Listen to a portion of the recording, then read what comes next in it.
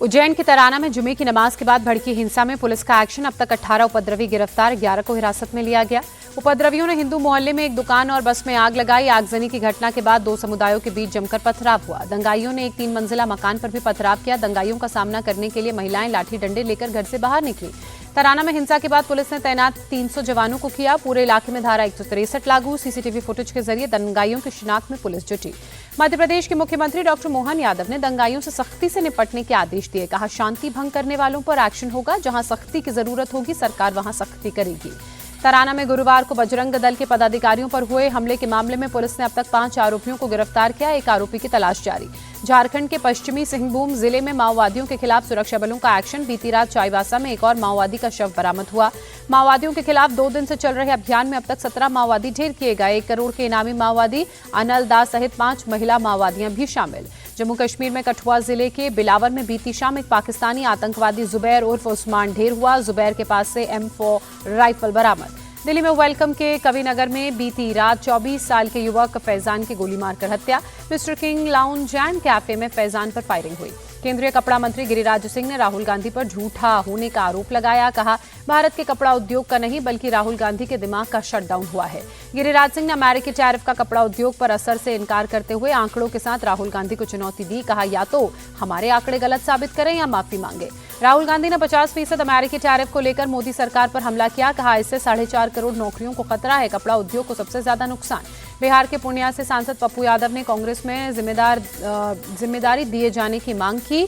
कहा, हम तो राहुल गांधी और प्रियंका गांधी के प्रेम के दीवाने हैं। मुंबई में बाल ठाकरे की 100वीं जयंती के मौके पर राज ठाकरे ने कहा, आज की राजनीतिक स्थिति भयानक है। सब गुलामों का बाजार है। अच्छा हुआ ये देखने के लिए बाला साहेब नहीं है। राज ठाकरे ने शिवसेना से अलग होने को घर छोड़ने जैसा बताया। कहा, बाला साहेब ने हिंदू और राजनीतिक शक्ति बनाया। आज हिंदुत्व का बाजार बन गया है। बाला साहेब की 100वीं जयंती पर उद्धव ठाकरे ने अपने दादा को भी याद कर कहा, मैं नालायक के रूप में इस पीढ़ी में या इस परिवार में जन्मा हूं। ये कलंक मैं अपने माथे पर कभी नहीं लगने दूंगा। मिशन साउथ पर प्रधानमंत्री मोदी। तमिलनाडु की स्टालिन सरकार पर बड़ा हमला। कहा, डीएमके सरकार जाने का काउंटडाउन शुरू। इस बार भ्रष्ट सरकार की विदाई तय। प्रधानमंत्री ने कहा, डीएमके सरकार को लोग सीएमसी सरकार कह रहे हैं। सीएमसी मतलब क्राइम, माफिया और करप्शन। डीएमके ने वादे तो बहुत किए लेकिन काम जीरो किया। पीएम मोदी ने केरल के तिरुवनंतपुरम में 3 अमृत भारत समेत 4 ट्रेनों को हरी झंडी दिखाई। स्वानिधि क्रेडिट कार्ड समेत कई परियोजनाओं की सौगात भी दी। कर्नाटक के बेलारी में बीजेपी विधायक जनार्दन रेड्डी के मॉडल हाउस में आग लगी। फायर ब्रिगेड ने मौके पर आग पर काबू पाया। किसी के हालांकि हताहत होने की खबर नहीं। जनार्दन रेड्डी के परिवार वालों ने आगजनी के पीछे साजिश की आशंका जताई। कहा, कुछ लड़कों ने डीजल केन के साथ वहां उनको देखा था। गणतंत्र दिवस से पहले उत्तर प्रदेश में सुरक्षा बढ़ाई गई। राज्य के सभी 75 जिलों में मॉक ड्रिल और ब्लैकआउट का रिहर्सल किया गया। सीएम योगी आदित्यनाथ ने लखनऊ पुलिस लाइन से मॉक ड्रिल का जायजा लिया। कहा, हमारी शांति से संकट तक की तैयारी।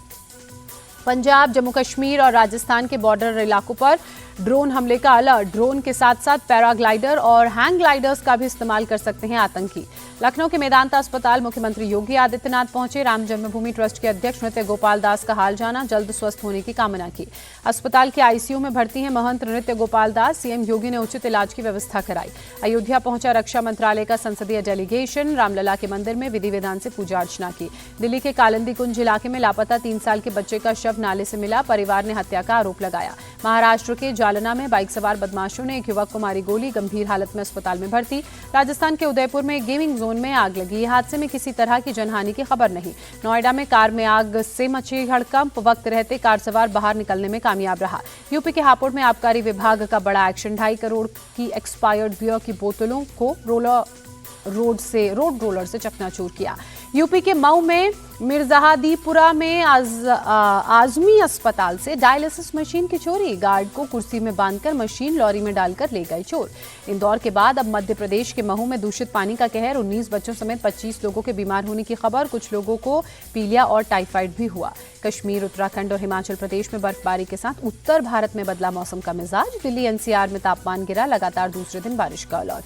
हिमाचल प्रदेश के चंबा में भारी बर्फबारी से मौसम सुहाना। पहाड़ों, सड़कों और मकानों पर बर्फ की सफेद चादर बिछी। पहुंची। जम्मू कश्मीर के अनंतनाग में ताजा बर्फबारी, बर्फ की सफेद चादर में लिपटा नजर आया पूरा इलाका। जम्मू कश्मीर के पुंछ में भारी बर्फबारी, बर्फ से पटा नजर आया इलाका।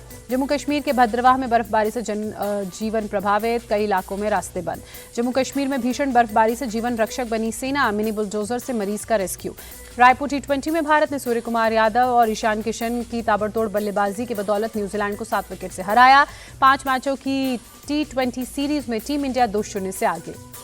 भारत ने T20 क्रिकेट में इतिहास रचा, 200 से ज्यादा रन का टारगेट चेस करते हुए सबसे तेज जीत दर्ज की, पाकिस्तान को पीछे छोड़ा। रायपुर T20 में ईशान किशन ने खेली तूफानी पारी, 32 गेंदों में 76 रन बनाए, प्लेयर ऑफ द मैच बने। T20 वर्ल्ड कप से पहले फॉर्म में सूर्य कुमार यादव दिखे, 37 गेंदों में 82 रनों की ताबड़तोड़ पारी खेली।